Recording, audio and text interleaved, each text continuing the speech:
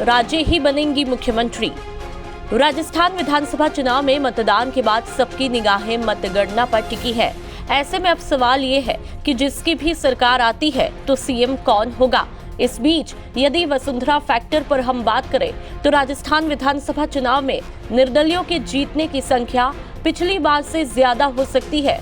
इसलिए बीजेपी और कांग्रेस दोनों ने ही निर्दलियों के साथ में संपर्क करना शुरू किया है। इधर राज्य की राजनीति में एक बार फिर वसुंधरा राजे की चर्चाएं शुरू हो चुकी है। बीजेपी और कांग्रेस दोनों ही पार्टियों के लिए राजस्थान एक अहम राज्य है। दोनों पार्टियों ने सत्ता के लिए चुनाव में पूरी ताकत झोंक दी है। लेकिन अगर किसी कारण से दोनों पार्टियां सत्ता से चंद कदम दूर रही तो वसुंधरा राजे बीजेपी को सत्ता दिलवाने में अहम भूमिका निभा सकती है। इसके लिए आपको नंबर गेम समझना होगा। दरअसल बीजेपी के 32 तो कांग्रेस के 22 बागियों ने निर्दलीय चुनाव लड़ा है। दरअसल 2018 के विधानसभा चुनाव में निर्दलियों को अशोक गहलोत ने अपने पाले में कर लिया। निर्दलियों ने गहलोत को समर्थन देते हुए राजस्थान में कांग्रेस की सरकार बनवाने में मदद की। इस बार भी दोनों प्रमुख पार्टियों से बागी उम्मीदवारों की संख्या बढ़ी है। बीजेपी के 32 बागियों और कांग्रेस के 22 बागियों ने निर्दलीय चुनाव लड़ा है।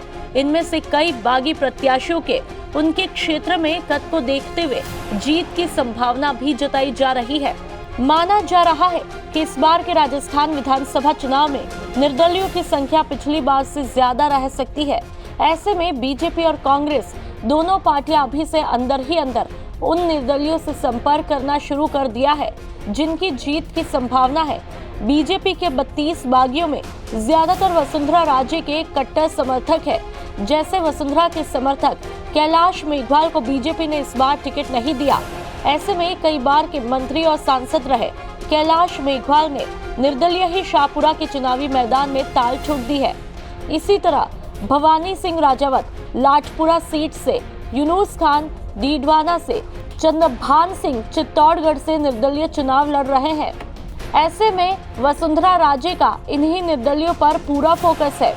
वसुंधरा राजे ने इस बार बीजेपी प्रत्याशियों के लिए जमकर चुनाव प्रचार किया, लेकिन उन सीटों पर प्रचार करने नहीं गई जहां पर उनके समर्थक निर्दलीय चुनाव लड़ रहे थे। माना जा रहा है कि वसुंधरा राजे ने इस बार पूरा गेम प्लान अशोक गहलोत के 2018 के खेल को देखते हुए तैयार किया। 2018 में अशोक गहलोत खेमे के करीब 17 से 18 समर्थकों ने निर्दलीय चुनाव लड़ा था। नतीजे आए तो न कांग्रेस को सत्ता मिली न बीजेपी को। ऐसे में निर्दलीय चुनाव लड़कर जीतने वाले गहलोत समर्थक केवल एक ही शर्त पर कांग्रेस को समर्थन देने के लिए तैयार थे कि सीएम अशोक गहलोत ही होंगे। जानकारी के मुताबिक कुछ ऐसा ही इस बार वसुंधरा राजे का गेम प्लान है। अगर वसुंधरा राजे के समर्थक चुनाव जीतते हैं और बीजेपी कांग्रेस सत्ता से दूर रहती है तो ये निर्दलीय बीजेपी के साथ एक ही शर्त पर आ सकते हैं।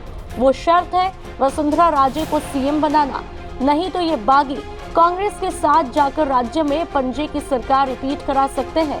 तो ऐसे में अब सबकी निगाहें 3 दिसंबर पर रहेंगी कि बागी किसकी बदलेंगे बाजी। ब्यूरो रिपोर्ट, राजस्थान तक।